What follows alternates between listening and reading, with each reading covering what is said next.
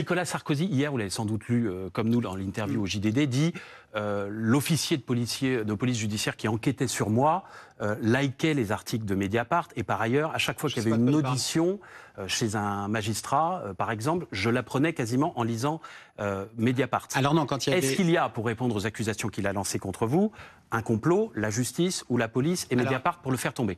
Non, mais c'est le mot qu'il utilise. Mais parce que parce que Nicolas Sarkozy, qui est un multi-condamné, on est en train de parler d'un homme. On est en train de parler d'un homme qui a été définitivement condamné pour corruption. D'ailleurs, il a assisté. Il a fait appel. Non, dans l'affaire Bismuth, il a corrompu un magistrat, il est définitivement condamné au regard du droit français, c'est un délinquant. Donc il ne doit plus s'exprimer dans la presse. Mais pas du tout. Non, bon.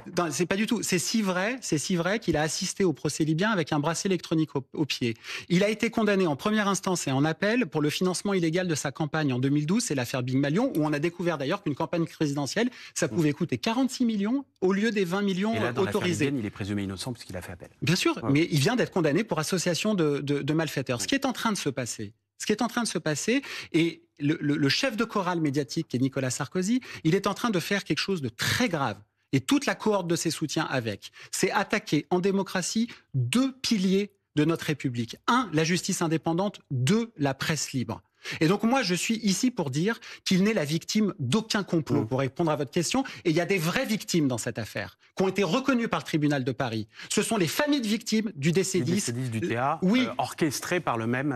dont le tribunal a dit qu'elles avaient subi un préjudice à cause des tractations et du pacte corruptif noué à Tripoli. C'est si vrai que Nicolas Sarkozy, solidairement avec messieurs Hortefeux et Guéant, vont devoir lui verser à toutes ces familles des dommages et intérêts.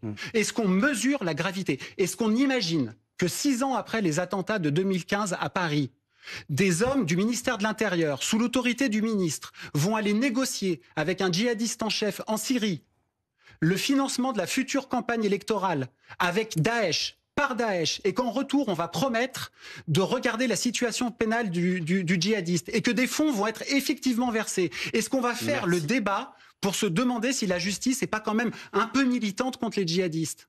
Sérieusement, on en est là dans le débat public en France?